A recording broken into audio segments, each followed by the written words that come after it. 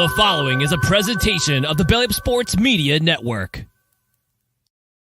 Here's what's cooking on an all-new Sports Stove podcast. We are talking NFL Draft, giving our mock drafts for what will happen in round one of Thursday's NFL Draft. That's what's cooking on today's Sports Stove podcast. From Belly Up Sports and the Belly Up Podcast Network, you're listening to the Sports Stove podcast with your host, Vince Stover.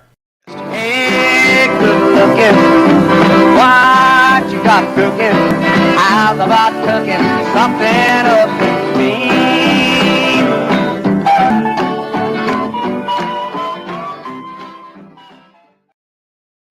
Welcome in to an all-new edition of the Sports Stove podcast presented by Righteous Felon Jerky, your perfect NFL draft snack. Hopefully you've already got it ordered and in for the draft tomorrow night, Friday and Saturday, but you can go to righteousfelon.com, use the code BELLYUP at checkout. You're going to get 15% off your purchase.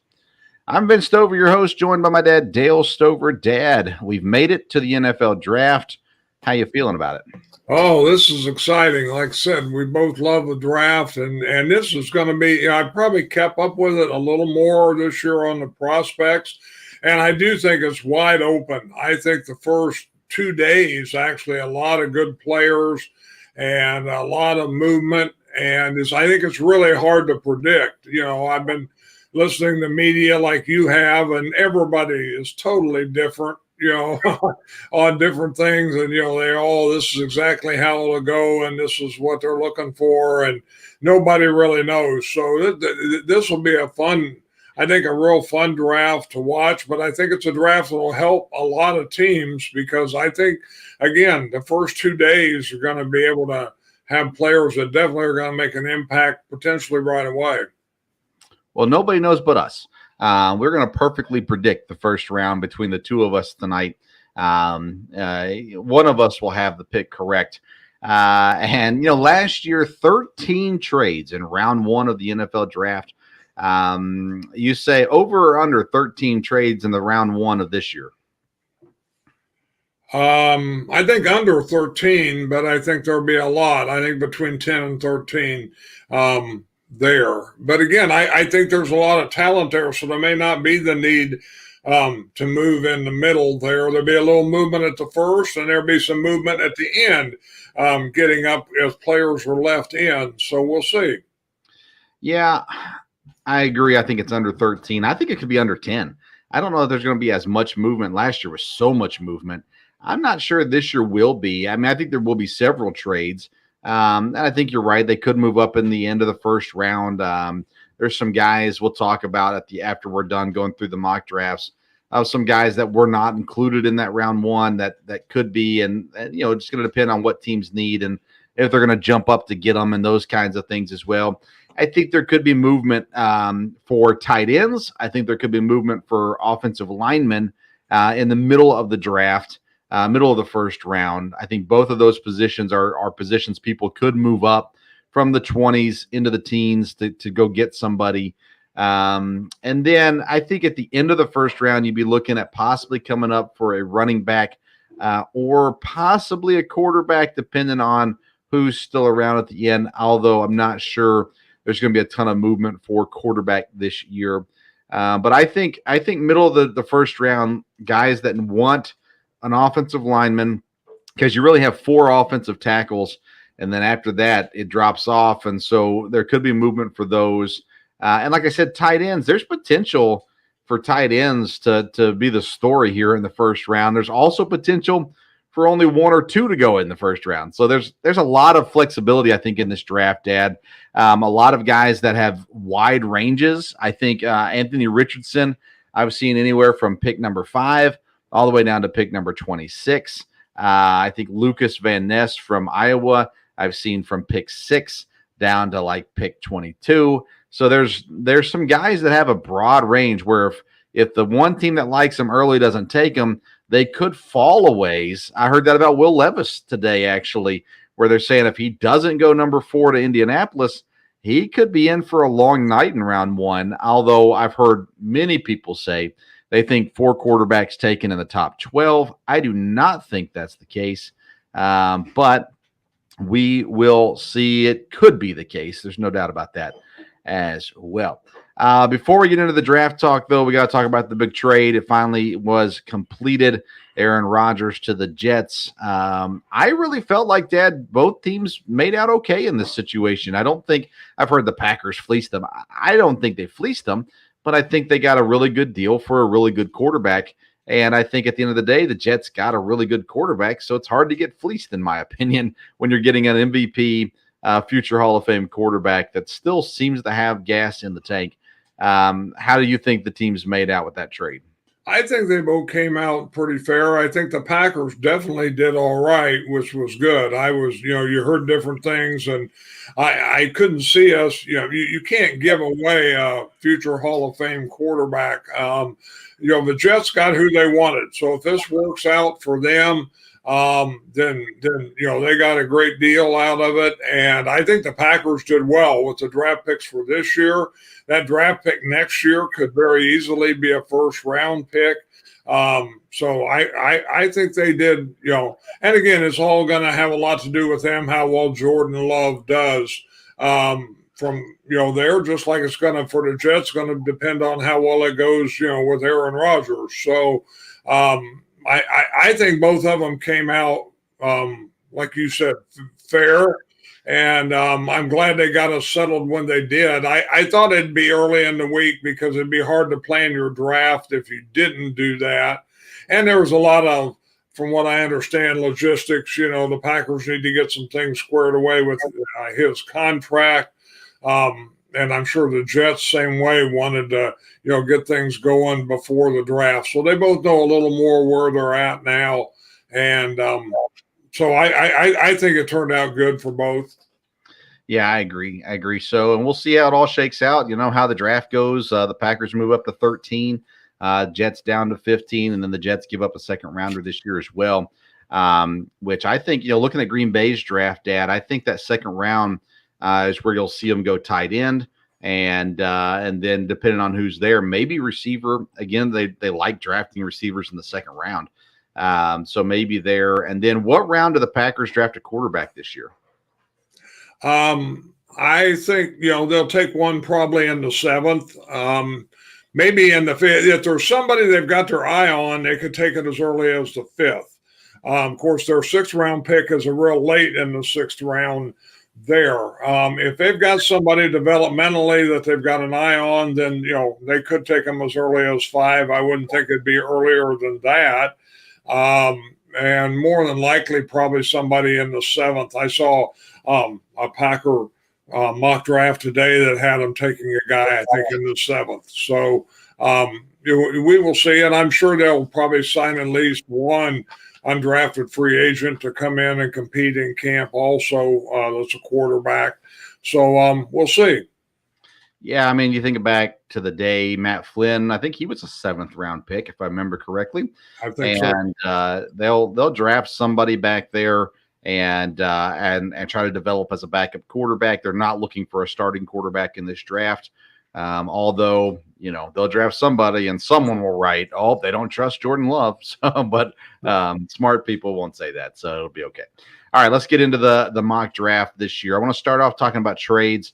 We did allow for trades. I only did one trade, and I think there will be more than one trade in this draft, but I'm trying to predict what's going to happen. And honestly, once you get into that middle and late round, there's just no telling who's coming up for what.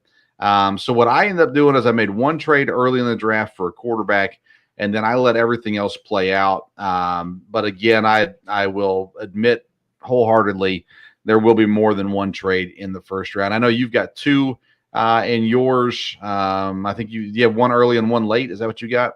Yes. And so we'll talk about that as we get there as well. Through it. The big question is quarterbacks, but there's not a whole lot of questions at number 1. So here's how I want to go through this, Dad. My mock draft is up right now on bellyupsports.com. It's also, I've got the links for it on my Twitter and Facebook pages, so you can go click on it there and read through. I've got some reasonings behind why I did what I did and those sorts of things as well. I've not seen Dad's draft yet, so we'll kind of go through it. I'm going to go through it. Let's go through it 3 picks at a time. So, Dad, pick number 1, the Carolina Panthers, Bryce Young, everybody and their brother says this is a done deal. One person put out on Reddit that Will Levis had told family members that he was going to be the number one pick. That's not true, but Vegas believed it. They changed their odds drastically. But at the end of the day, Bryce Young, Carolina Panthers, I don't think there's any question about it. Any question about that for you? No, that's everything you hear, and that makes sense. So we'll see.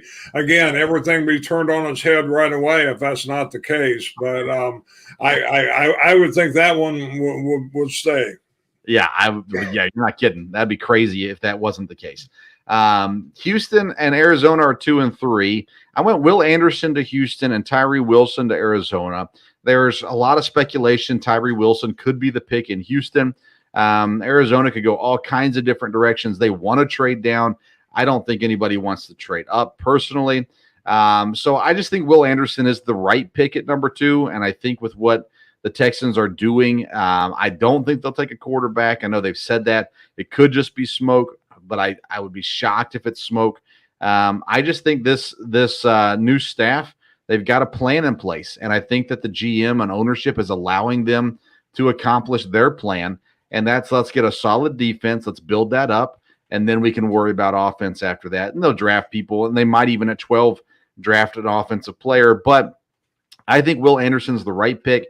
He was listed all this time as the top 2 player in the draft.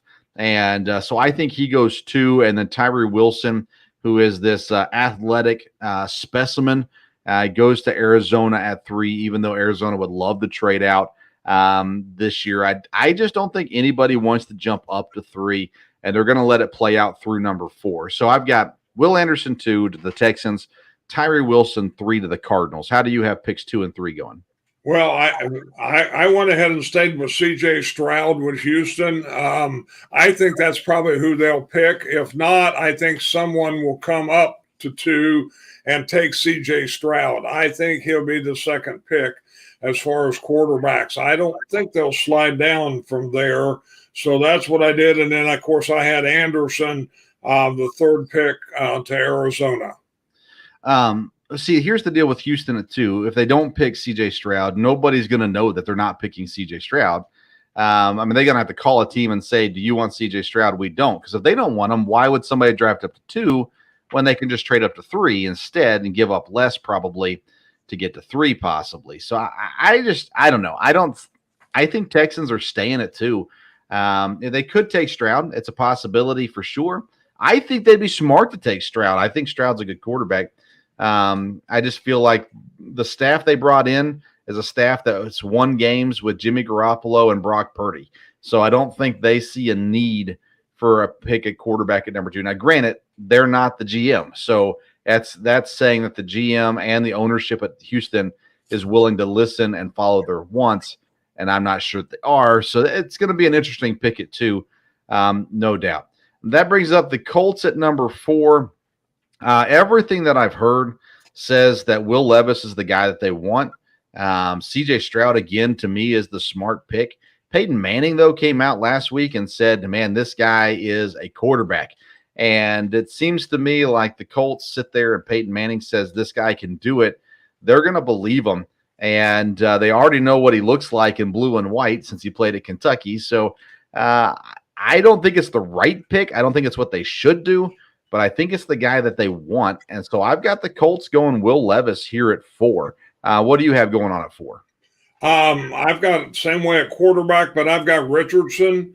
Again, I think you and I had talked before, and with their coach and his background with quarterbacks, this makes sense. I think having Gardner Minshew and then bringing Richardson in and see where he can go and develop him. Again, Will Levis, I just don't see why somebody's going to draft him thinking he's going to be the quarterback this year. I think they'll be sadly disappointed if they do that.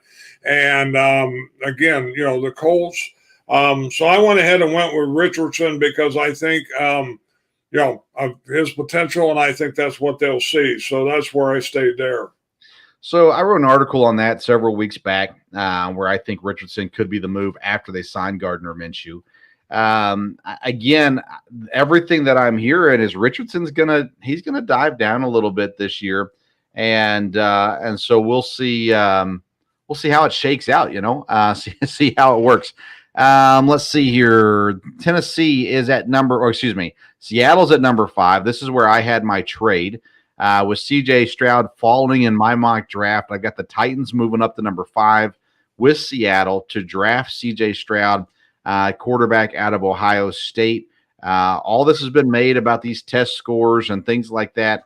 And I can understand the doubt in Stroud. Honestly, if I was a team in need of a quarterback, I don't know that I would draft a quarterback in this draft outside of Bryce Young. I'd take a swing at guys later in the draft, but not in the first round.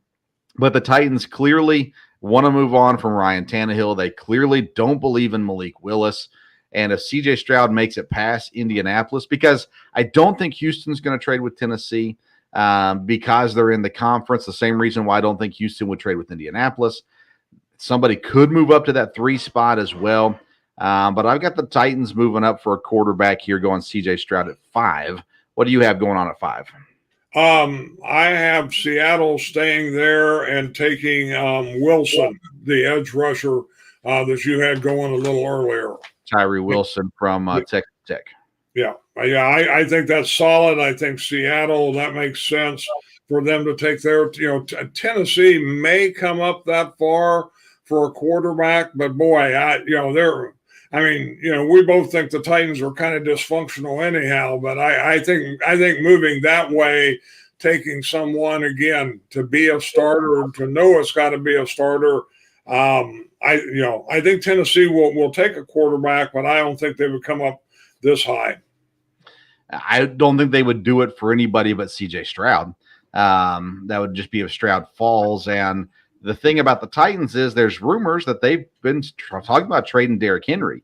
So you want to move up from 11 to 5, and you're willing to let go of Derrick Henry. That makes it a whole lot easier to move up from 11 to 5 without losing a ton of draft capital if you throw Derrick Henry into the mix as well.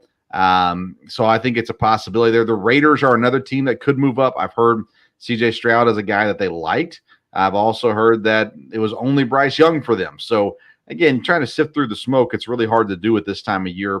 And so I think the Titans would move up if they wanted Stroud because they'd be afraid of Detroit possibly drafting them, of Vegas possibly drafting him. And I think you even got to worry about Atlanta if C.J. Stroud was falling as well as a possibility there. Although I don't think Atlanta has any plans to draft a quarterback.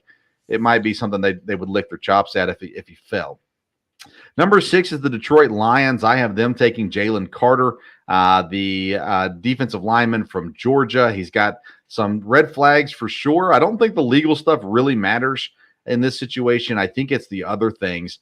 But the professionals agree Jalen Carter's talent is out of this world. And the Lions got a staff that they feel like I think they could handle Carter, could make sure that he doesn't do something stupid as far as maturity-wise goes, and could add one of the best talents, if not the best talent in the draft this year at 6. Would be a pretty big deal for Dan Campbell and the Lions. So I've got the Lions going Jalen Carter at 6. How about you? Yeah, I don't think Jalen Carter will go quite that high. And again, that doesn't make sense with Dan Campbell. He's a disciplinarian, and the idea of drafting a guy who came, out of shape to the pro day there, I just don't see that. I have them taking the number 1 cornerback, Gonzalez, out of Oregon. Christian Gonzalez out of Oregon. His name will come up later for me. Number 7, the Las Vegas Raiders. Raiders. I've got them going the Illinois boy, Devon Witherspoon. Everybody talks about the physicality of Witherspoon. The Raiders are in desperate need of defensive backs. They're an interesting team. Again, I think they can go a number of different directions here. Offensive line, quarterback if they fall, those kinds of things as well. Anthony Richardson could be a possibility. But I really feel like the Raiders are in win now mode. I think that they have to win. I don't think they feel super secure in their jobs. And so adding Devon Witherspoon, who can come in, play immediately, play an impact role for this defense. A lot of people love what Witherspoon brings to the field. So I went Raiders and Devon Witherspoon, an Illinois boy, going in the top 10. How about that? What do you got the Raiders doing at 7? I got the Raiders going with offensive line and taking the kid from Georgia, Jones. I believe it's Brandon Jones. Broderick. So Broderick Jones. Yeah, I'm sorry, Broderick Jones. I didn't write all the first names down, so I'll try not to try on that. But I think he's one of the higher ranked ones, and to me that just made sense with Vegas. They would take a younger guy, and I think the Georgia guys are going to go a lot in the first round again. So very interesting. Number 8's Atlanta, and I'll tell you what, there's been a lot of buzz about the Atlanta Falcons and Bijan Robinson. I hesitated to put Robinson in this pick at number 8, but there's just too much noise about it. The idea that an offensive coach who is known for running the football to get the best running back in the draft at number 8, Bijan Robinson is in everybody's top 5 as far as talent goes. And for the Falcons to get here and say, hey, we've got Kyle Pitts, we've got Drake London, and we've got Desmond Ridder, who's going to need a lot of checkdowns in his first year as the starting quarterback in Atlanta, that Bijan Robinson could help in a number of ways. I mean, people are comparing him to LaDainian Tomlinson from back in the day, which is a massive comparison. I'm not sure that's what he is or not, but everybody that talks about that has talked to Bijan Robinson loves him to death, and he's obviously a skilled player. So I went with Bijan Robinson at 8. Even though I'm hesitant to do so. That's a high for a running back, but it's a fit. And what they've done the last 2 years in the first round, it would make sense here for them to go this route as well. So I go Robinson at 8 to the Falcons. How about you? All right, this is where I have a trade. I think Atlanta has been making a lot of moves, and I could see them trading out of this pick and getting some more draft capital from there. And so I've got the Washington Commanders coming up for this one for a quarterback and taking Will Levis here. So we got Washington coming up, taking Atlanta's pick and drafting a quarterback. So it's interesting, and I could see them coming up possibly for a quarterback. Man, I have a hard time seeing Washington and Levis as a fit, especially with who they currently have on the roster. I've got Washington taking a swing at quarterback as well, but that's later in the draft. We'll get to that as we come. And like I said, Dad, I don't have the entire draft correct. Neither do you, but between the two of us, we got it right. So I guarantee it. At number 8, it'll either be Bijan Robinson or Will Levis going right here. Number 9 is the Chicago Bears. I've been told they've just given up. No, I'm just kidding. The Bears, they need help. They need offensive line help. I've read and listened to a lot of things. It sounds like Paris Johnson is the guy they like if he's there at number 9. I personally here would take Skoronski if he's available, but I think the Bears, from everything that I've heard, they like Paris Johnson. So I've given Paris Johnson to the Bears at number 9, the offensive tackle from Ohio State. Where do you go with number 9? Number 9, I got Jalen Carter. This is where I think he'll go. I don't think he'll go earlier. I don't think the Bears will pass him up because, again, of the potential there. And to me, that would be a good spot for him in a lot of ways. Yeah, I mean, honestly, Jalen Carter, once you get, even at 2 and 3, I think would be fine. But once you get to Seattle at 5 on through the rest of the first round, I think all those teams make sense. I think Philadelphia would be the perfect fit for him, just with the veterans that they have in the locker room. Chicago is not that, but they've got a defensive-minded head coach, and would be an interesting spot for him for sure. Number 10 is Philadelphia. Of course, this is not their original draft pick. They acquired this through trade last year, but I've got them going offensive lineman as well. Peter Skoronski from Northwestern. Most people assume he'll swing into guard here in the NFL with possibility of playing tackle, but he's got those, the ever so lovely short arms. But Brian Bulaga, Dad, as a Packer fan, Brian Bulaga had short arms, and he survived just fine at tackle. But anyways, Peter Skoronski, number 10 to Philadelphia. I like Skoronski. Would love to see him fall to 13. I just don't think it's going to happen. What do you got going on at 10? This is where I've got Robinson, the running back, going to Philadelphia. I think if he's still available there, I think, they take him to add another weapon. And we've talked about that would be a good fit there. And so that's where I've got Robinson going. I didn't have Philadelphia. I wouldn't think they would trade up anymore, but Robinson may be a guy they really want. So, but I think maybe they can get him there at 10. Again, if Atlanta takes him earlier, then he wouldn't. But that's where I've got him going. So I heard a guy that has ties to Philadelphia earlier this week, and he just said they don't take running backs. It's like the Packers and wide receivers. They just don't do it. And now, would they do it for a guy like Robinson? Maybe. He's a phenomenal talent. I think it would be an amazing fit. I just get the feeling that even if Robinson's there at 10, the Eagles would not take him, which is intriguing to me. Of course, A.J. Brown's making a push that they go out and get Derrick Henry from the Titans. Maybe they trade their second first-round pick of the day for Derrick Henry, and the need for Robinson would be a moot point. But I don't know if that'll happen either. So I leaned away. Even if Robinson was available at 10, I probably wouldn't have slotted him here the same way I'm not going to slot a receiver at Green Bay at 13. But it would be a phenomenal fit if they did so. Number 11, so it's Tennessee Titans. I had the trade with Seattle. So I've got Seattle picking here at 11. I have them taking the cornerback from Oregon, Christian Gonzalez, because he is clearly the best player available at this point on my board. So that's what I have them doing. The Titans, though, are sitting at 11 for you. What did you have going on there? Just talk about Tennessee trading the running back. Do you really think that's a possibility? I mean, he's a whole team for Tennessee. I mean, you're talking about a total. To me, you're talking about a total rebuild and talking. I mean, I'm not there anymore, but the fan base. I mean, getting rid of Derrick Henry. I mean, the Titans can do some things I don't understand. But do you really think that's a possibility? Yeah, I think they realize their potential right now. It's not their time. They don't have a quarterback that can win a Super Bowl or a playoff game for that matter. And so having Derrick Henry doesn't really do them any good. And trading him now when he still has value, actually, I think does more for Tennessee than keeping Derrick Henry. So, yes, he has everything they do right now, but they are in need of a total rebuild.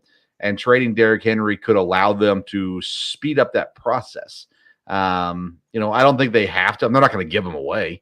But I think it's a thing they're looking at as a legit possibility. And, I mean, in this case, I think where there's smoke, there's fire. So, yeah, I think there's potential for it. But I don't know if it'll get done. I don't know if it'll get done on day one. It might even be a day two thing. I have no idea. Anyhow, Tennessee, I've got them taking offensive line, and this Paris Johnson going here. They need offensive line. There's no doubt about it. He's one of the higher ranked tackles there. And so that's where I had him going to Tennessee. And no coach has better access to Ohio State than does Vrabel. He would know very well how good these players are, which, again, is the reason why I think Tennessee could trade up for Stroud if the opportunity presents itself, because Vrabel would know a lot about C.J. Stroud. Number 12 is Houston again. Again, I had them going linebacker Will Anderson in the first round. Dad has them going C.J. Stroud in the first round, or the second pick overall. Number 12, Dad, I have him going cornerback Deonte Banks from Maryland. This is a guy that in the recent days I've heard a whole lot about. Some people have him as the second-ranked cornerback, others as the third. I have not heard anyone who has him lower than the third-ranked cornerback. Houston, they went cornerback last year, and it worked out pretty well for them, and this would kind of secure those defensive backs for him. I personally think it's a little high for Banks, but from everything that I'm hearing, this is a good landing spot, I think, for him. What do you got going on at 12? Houston, has lots of needs and needs weapons, and I think this is where the first wide receiver will go off the board. And I got them taking the guy from Ohio State. I don't know if I can pronounce his last name right, so we won't do that. Jackson Smith and Jigba. There you go. Yep, going there to, and I've seen a lot of people mocking that to Houston. They got Michi last year. They need more receivers, no doubt about it. Michi, though, had leukemia last year. He's back and supposedly healthy. I'm curious to see what Houston does. They got potential to make big strides through this draft. They could also blow it immensely. I've seen a lot of people saying they take a quarterback at 12. There's a lot of rumors and a lot of heat around the fact that they love Hendon Hooker from Tennessee. But again, I don't think you take Hendon Hooker at 12. I think that's a late first round, early second round pick. So we'll see. We'll see how that one shakes out. That brings us to Green Bay at 13, Dad. And I've got linebacker Nolan Smith from Georgia. This guy is a rusher of the quarterback, incredibly athletic, long defender, and the Packers have Preston Smith, who is aging. They got Rashawn Gary, who's phenomenal, but constantly hurt. They need other guys that can rush the quarterback. To me, this is an amazing opportunity for the Packers to get better on defense. I think, again, when the trade happened with Aaron Rodgers and they have the 2 picks in the second round there together, that's where I think they can fill some of these spots. And I think they can maybe fill the defensive spot there as well as tight end. So I think here they're going to have an offensive lineman that they can't pass up. The offensive line is going to be very important for Green Bay, both with the running game and, of course, with Jordan Love. And I think you're going to have, if they think they've got a tackle or an offensive lineman that can come in and, start if they need him to and be solid, then I think this is where they take him. And I think they'll go with Darnell Wright from Tennessee. They brought him in. He fits a lot of things. I think he could be the starting right tackle, potentially could go to left tackle later. Skoronski's interesting story because his grandpa played for Lombardi, but Skoronski has a little bit more flexibility. He may be a tackle or may be a guard, and the Packers love that. But it seems like Darnell Wright, with the size, they've worked him out. They brought him in, and if they feel like he can be the guy, then I think offensive tackle will be where they'll go now with the first round. So in your first 13 picks, is Skoronski still on the board for you? Do what? Is Skoronski still on the board for you? Yes, he is. Okay, interesting. Number 14 is the New England Patriots. And, Dad, I went to left field for this one. Wide receiver Jonathan Mingo from Ole Miss, the first receiver off the board in my draft.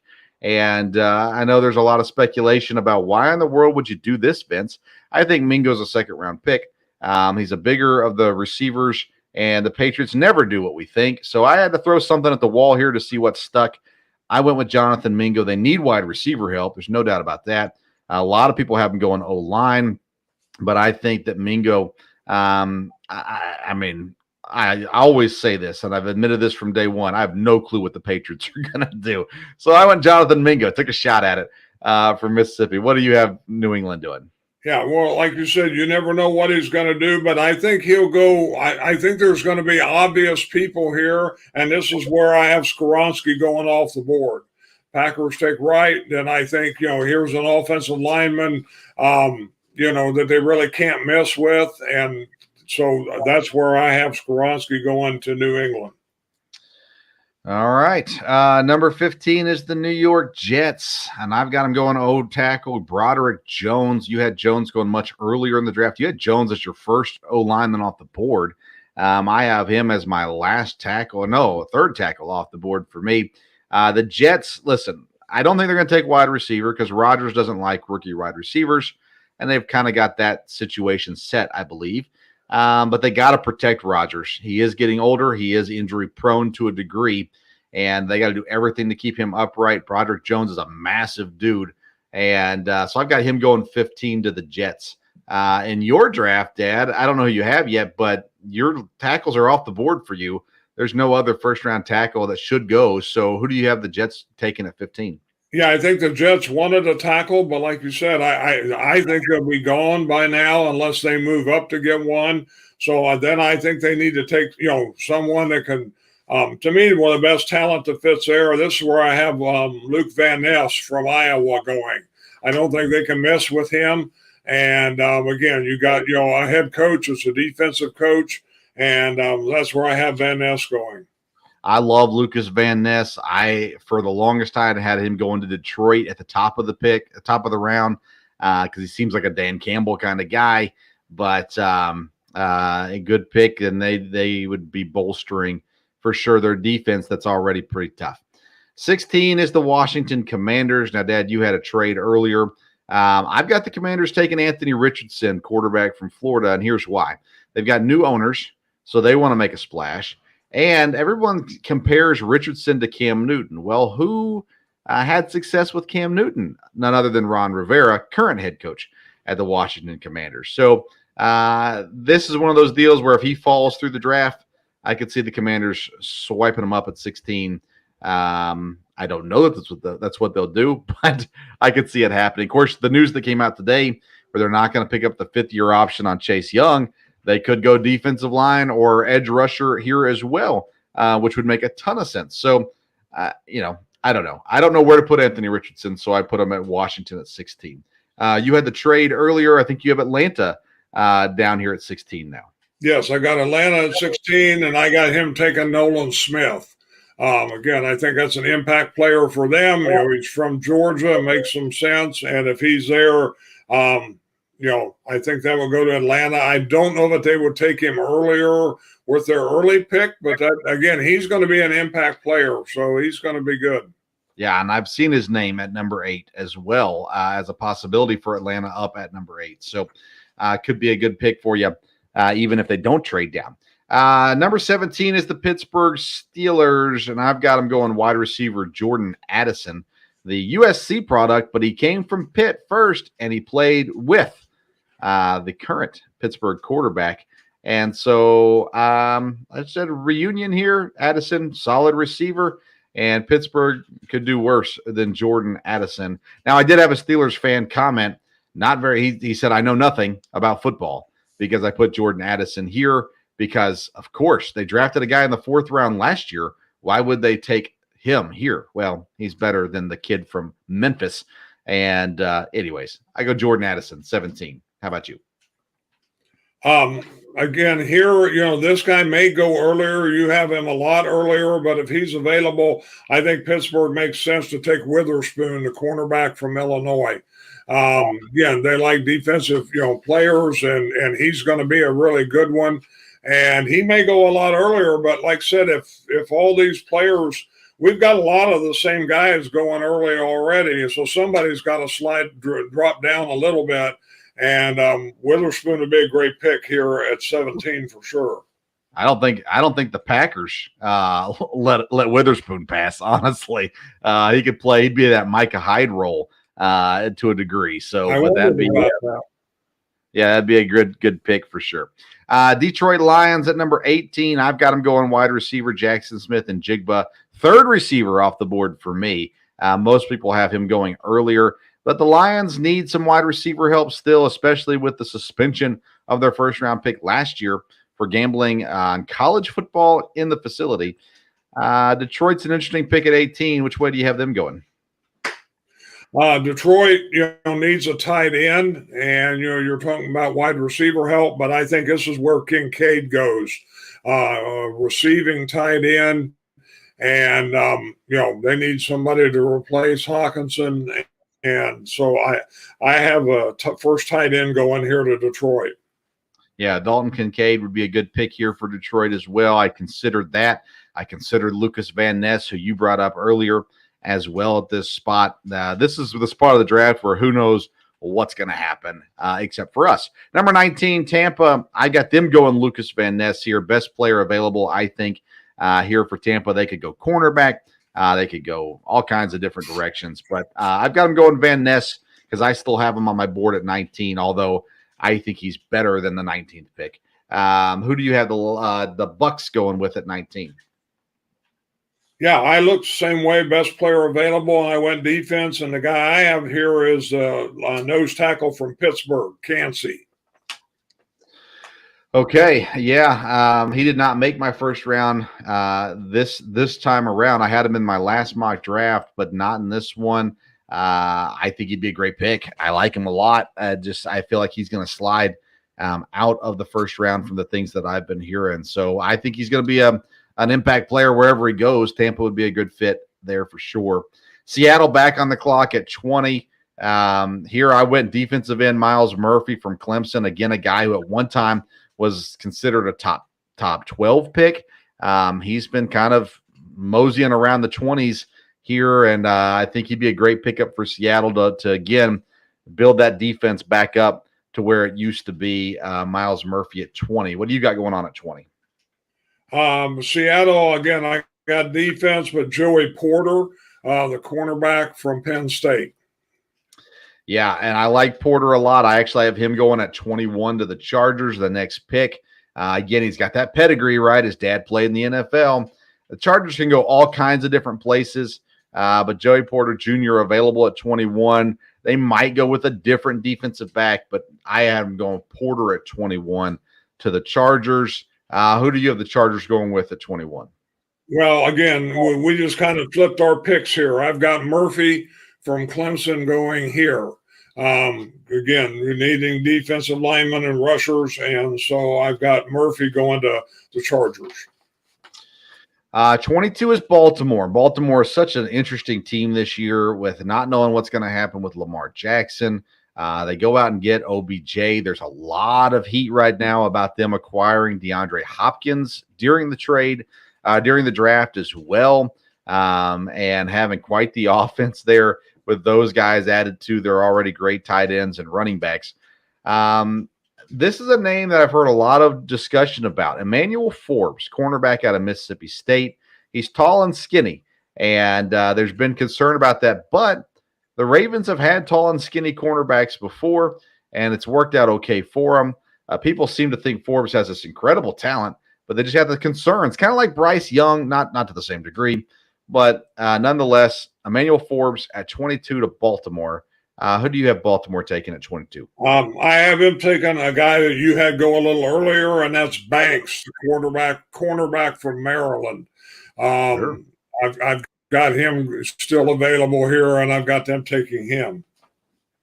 Yeah, I think defensive back's an important position of need here for Baltimore. 23 is the Minnesota Vikings. I've seen Hendon Hooker's name all over Minnesota recently. I just don't think it happens at 23.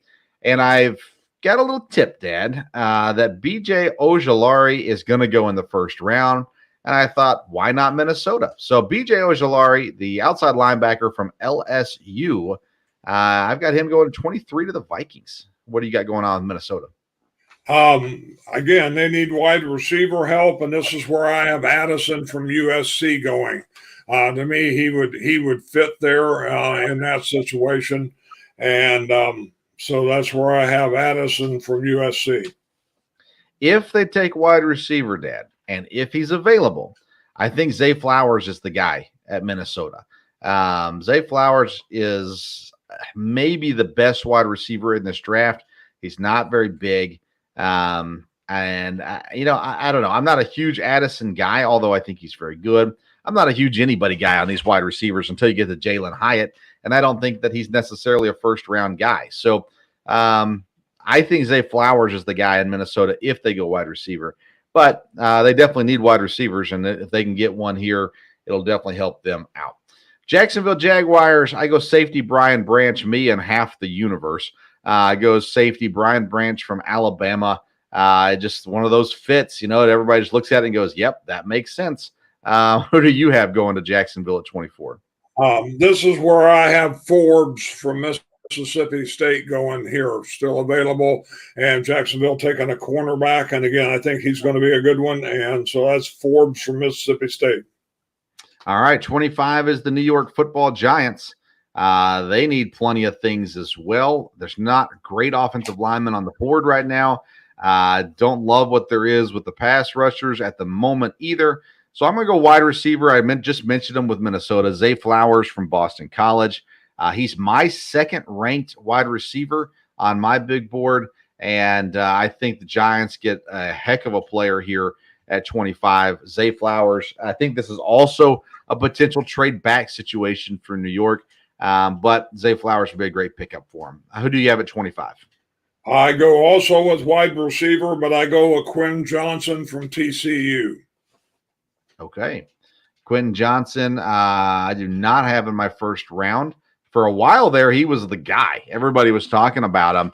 Actually, he was the number one guy early on in this process and has slowly been drifting downward in the rankings. Had some catching issues in college, and but he could be the guy here as well. It would make sense, honestly, for the Giants to draft him, I think. But anyways, I got Zay Flowers ranked higher, so I went with that.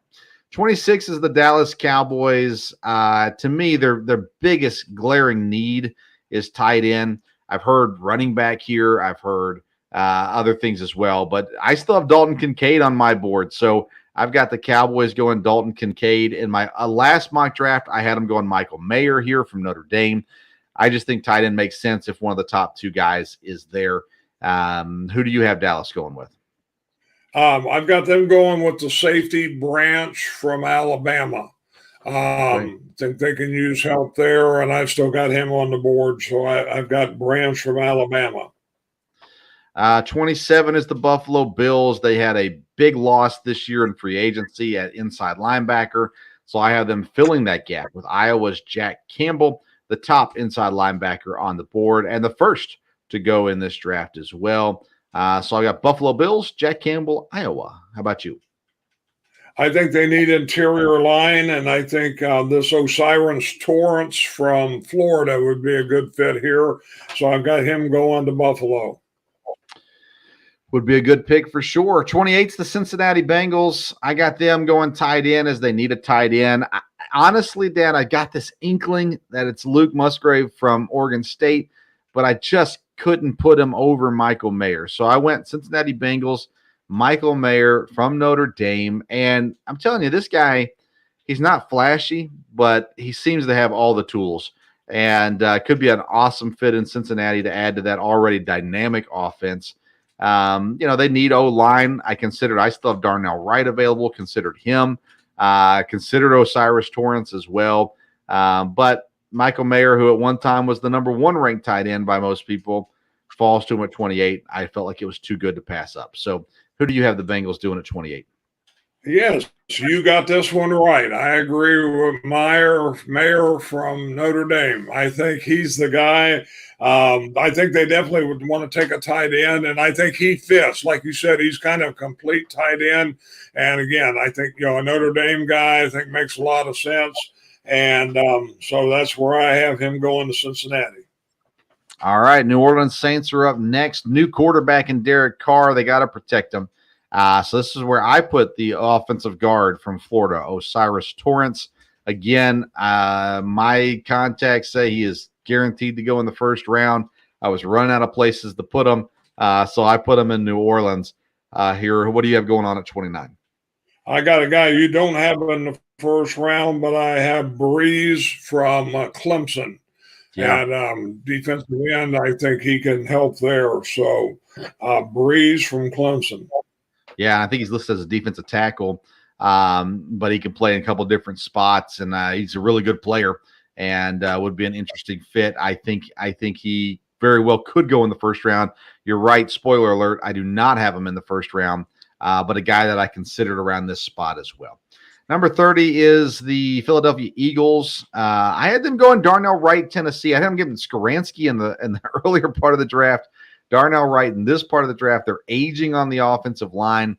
I don't think this would be their plan, but if Darnell Wright's still sitting there, he's just hard to pass up, I think, especially with what they've got going on their O-line.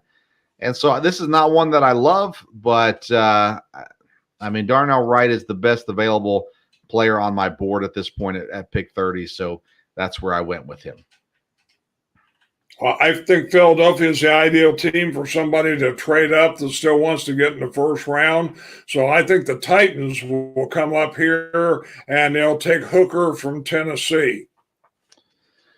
Interesting. Definitely a possibility. I love Hendon Hooker. I'm all for whoever gets them. I think they're going to be in a good situation and a couple months into the season. So That would be interesting for sure. Number 31 is the Kansas City Chiefs, the defending Super Bowl champions. I've got him going defensive end or edge rusher Adetomiwa Adebawore. He is from Northwestern. He is lengthy. He fits what they do, and to me, it just was a good fit here for Kansas City. And I have some source that says it's where they're leaning. So I think there's a few options here at 31 for Kansas City. I've heard, like I said, Jahmyr Gibbs from Alabama, the running back, as a potential first-round pick, could be here too. But I'm going to go with Adebawore from Northwestern to Kansas City. Who do you have at 31? Again, I think this is a great place for Hyatt from Tennessee. I think they can use wide receiver help. You know, he's got great potential talent as far as speed and everything. And with Mahomes, again, Kansas City, one of those teams, kind of like Philadelphia, not that they don't have needs, but I think they can, you know, go after someone and take a little bit of a chance. And I don't think Hyatt's too much of a chance. He won't last very long in the second round if he's still there. Now, again, I don't have the guy from Boston College that you had going earlier going in the first round. So he would be a guy very quickly in the second round also, Yancey. But I have Hyatt going to Kansas City. All right, and I had him there in my last mock draft that I did before, but I did not have him making it into the first round this time around. I'm going to mention a couple of guys that I do not have in the first round that I've heard, you know, sniffs about that maybe they could go. Will McDonald from Iowa State, edge rusher, is a guy that could go anywhere in the bottom 25 on down to 31. Quentin Johnson that you had, wide receiver. Jalen Hyatt, wide receiver. Luke Musgrave is a tight end I'm interested by that I think could go in the first round. The Oregon State guy. Of course, also the Georgia tight end that neither of us had in here, Darnell Washington, as well. Could be, but I've heard that he's going to be a second-round guy. Anton Harrison, offensive tackle from Oklahoma. I've heard his name pop up a few times as well. And then Jahmyr Gibbs, the running back from Alabama. I heard one guy say very clearly 2 running backs in the first round. I won't believe it till I see it. And then you mentioned Hendon Hooker. We talked about him. He could be a guy. I mean, again, I've heard him as high as 12. I just don't see that happening. Minnesota is a popular choice for a lot of people as well, for him to go.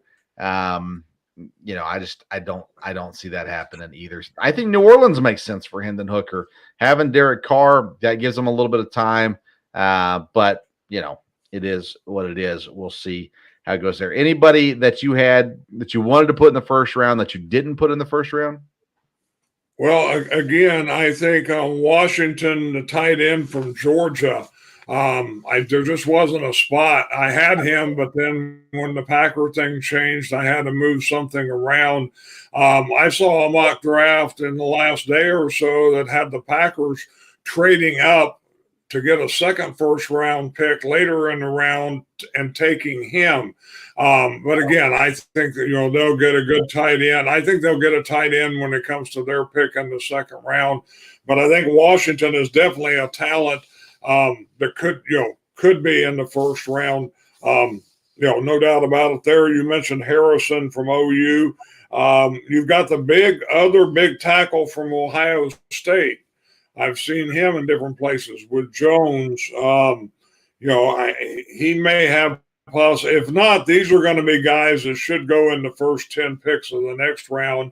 Hutchinson, or like you said, as far as a wide receiver, the defensive end from Iowa State. I think there's no doubt about that. I think the linebacker from Arkansas, Sanders, will go pretty quick. There, and you do have some other tight ends. The guy you had there at the end from Northwestern, I think he's a great talent.